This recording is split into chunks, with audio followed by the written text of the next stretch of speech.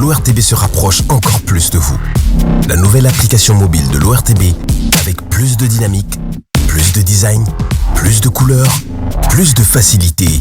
Vos chaînes de radio et votre télévision nationale en direct, c'est sur Play Store. ORTB Mobile, toujours plus proche de vous.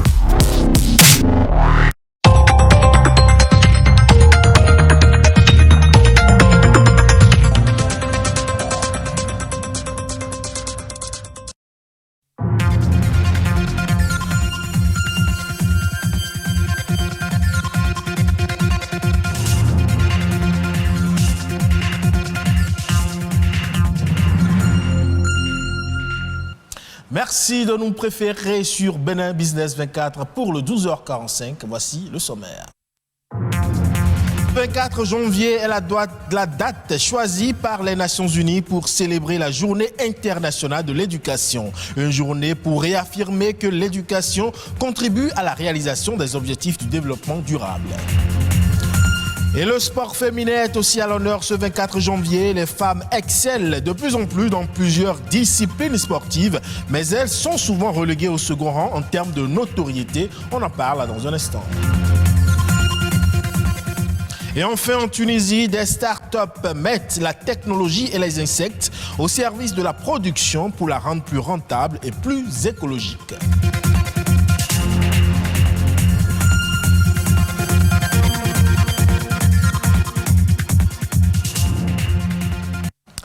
Je le disais donc, on est le 24 janvier, journée internationale de l'éducation. Et c'est justement le 24 janvier 2019 que cette journée a été célébrée pour la première fois. Aujourd'hui, en 2021, cette journée prend toute sa place pour sensibiliser au rôle clé d'une éducation pertinente et de qualité pour la paix et le développement à travers le monde, ainsi que pour l'atteinte des objectifs et cibles mondiaux de l'agenda 2030 pour le développement durable. Patrick Adiaboudjou pour plus de précision.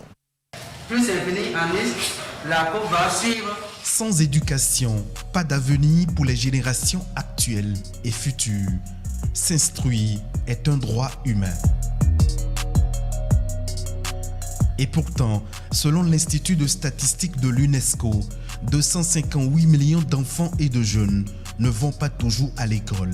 617 millions d'enfants et d'adolescents ne savent ni lire, ni effectuer des calculs simples. Moins de 40% des filles en Afrique subsaharienne achèvent leur scolarité au secondaire et près de 4 millions d'enfants et de jeunes réfugiés ne sont pas scolarisés, ce qui constitue une atteinte à leur droit à l'éducation. C'est pourquoi ce 24 janvier, le monde entier célèbre le rôle de l'éducation pour la paix et le développement à travers la Journée internationale de l'éducation. L'éducation offre aux enfants la possibilité de sortir de la pauvreté et de s'engager sur la voie d'un avenir prometteur. Au cas contraire, la pauvreté, la discrimination, les conflits armés, les situations d'urgence et les effets du changement climatique sont autant de facteurs qui rendent l'accès à l'école difficile. À l'heure où le monde entier continue de lutter contre la crise sanitaire liée à la Covid-19, l'éducation doit être protégée pour éviter une catastrophe générationnelle. En Afrique, la plupart des écoles ont rouvert, mais la baisse d'apprentissage est immense sur le continent à cause de la propagation de la pandémie du coronavirus. Dans 25 pays africains, les écoles sont complètement fermées. Les pays d'Afrique occidentale et centrale ont été durement touchés par la crise. Dans d'autres régions du continent, de nombreux enfants risquent également de ne pas être scolarisés en permanence. Les filles sont plus susceptibles d'être victimes de violences sexuelles et d'être forcées au mariage. Au Bénin, dans le secteur éducatif, si le taux de scolarisation des enfants paraît de plus en plus satisfaisant, la couverture des besoins en infrastructures et surtout en enseignants demeure insuffisante à tous les niveaux. Mais l'espoir d'une renaissance du système éducatif est désormais permis en raison de la nouvelle vision éducative mise en route à travers le programme d'action du gouvernement. En le faisant, le système éducatif offrira à l'économie la main-d'œuvre qualifiée dont elle a besoin pour se développer et créer de la richesse.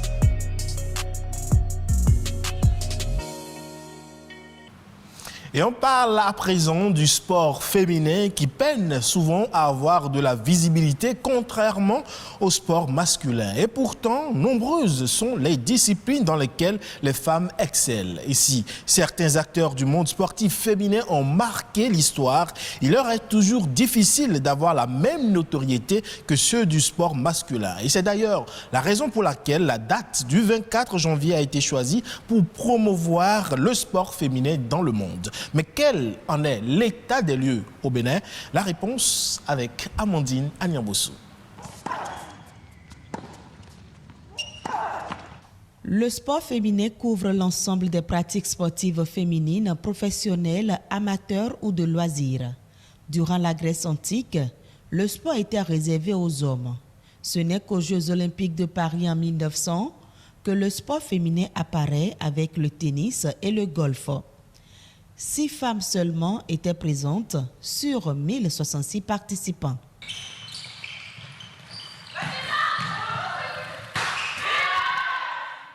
Aujourd'hui encore, de très grandes disparités subsistent dans le traitement des professionnalismes sportifs masculins et féminins. Au niveau du sport féminin en général, même dans le monde, c'est un peu comme une discrimination. Lorsque des femmes jouent, on n'a pas autant de monde et on n'a pas autant de financement comme chez les hommes. Mais je trouve que c'est au plan mondial. S'engager dans le sport en tant que femme n'est pas facile. On a beaucoup de handicaps.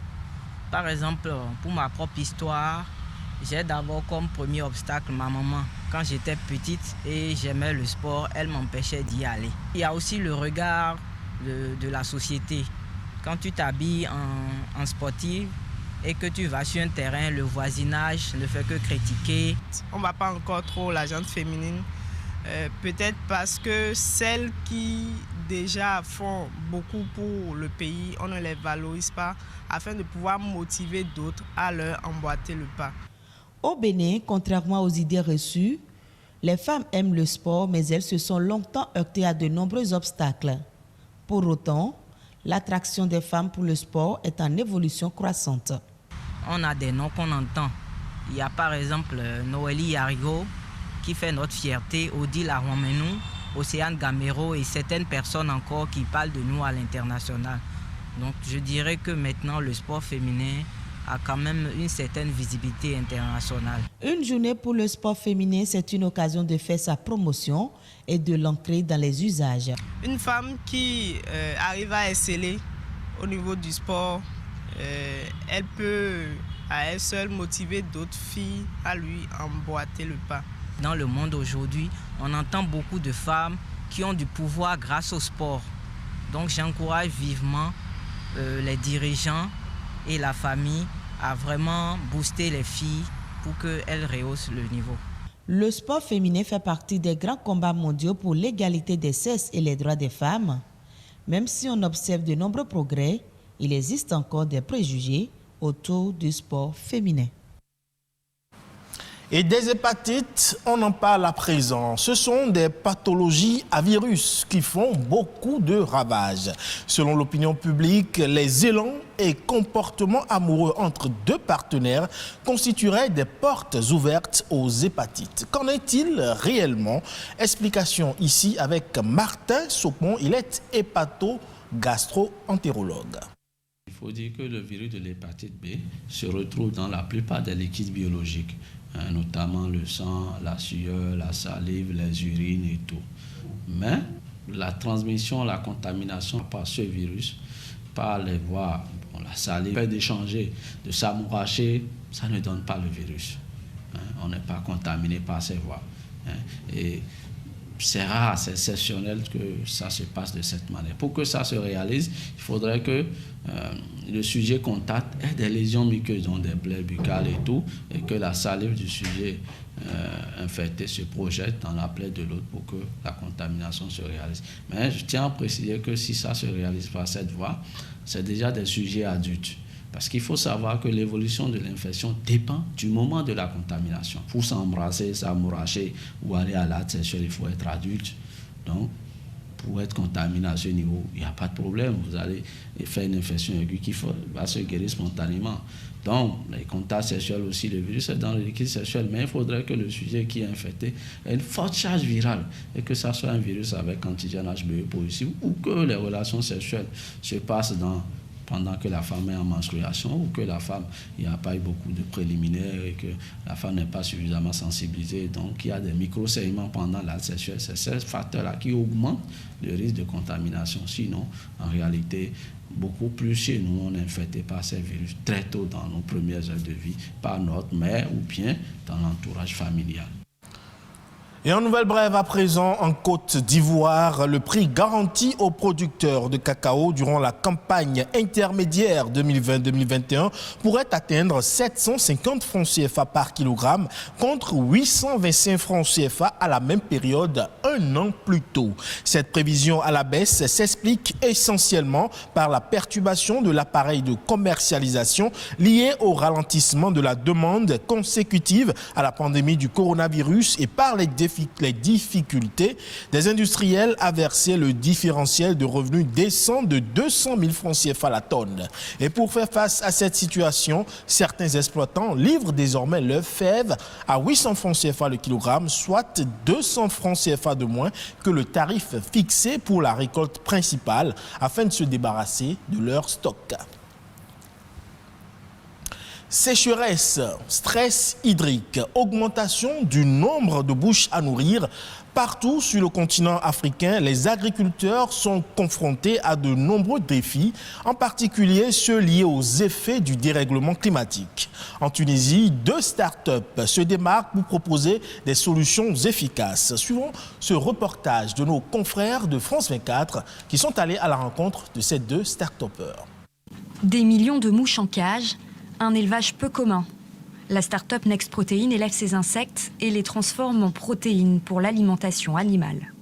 On transforme ces insectes-là en 3 produits essentiellement. 2 produits qui sont destinés à l'alimentation animale, ce sont de la farine protéinée et de l'huile.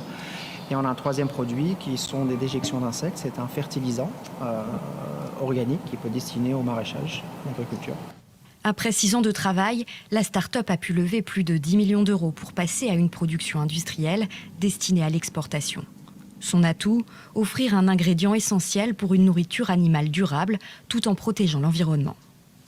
Donc, ce que l'on fait, ce que l'on donne à manger aux insectes, c'est qu'on récupère des fruits, des légumes, des végétaux qui sont issus du gaspillage humain et on réintroduit ça dans la boucle, dans le cycle alimentaire. L'élevage requiert également très peu d'eau, alors que la Tunisie souffre de la sécheresse depuis quelques années. Yasser Boud a cofondé Zaira, une start-up qui propose de gérer les exploitations agricoles via des logiciels intégrés qui récoltent des données depuis des capteurs au sol. On peut voir sur PC, par exemple, sur ordinateur, tous les cycles, tous les temps d'irrigation, le calendrier d'irrigation, toutes les quantités de produits injectés par parcelle, toutes les quantités d'eau au litre près injectées par parcelle. Tout le fonctionnement est lié à ce système. Dans ce verger d'oranger, l'irrigation est ainsi automatisée afin d'éviter tout gaspillage pour cet agriculteur. L'agriculteur est obligé de bien gérer est-ce qu'il y a des fuites ou pas de fuites d'eau. Mais malheureusement, avec les grandes distances de lignes d'irrigation qu'on utilise, des gouttes à gouttes, l'agriculteur il est incapable de faire ça manuellement. Donc on utilise la machine, c'est l'ordinateur qui va faire les contrôles. 68 exploitations ont opté pour cette nouvelle méthode de ferme digitale. Un début encourageant pour un secteur porteur d'avenir. Et ce sera tout pour ce 12h45 que vous pouvez retrouver sur le site de l'ORTB, www.ortb.bj. Portez-vous bien et à la prochaine.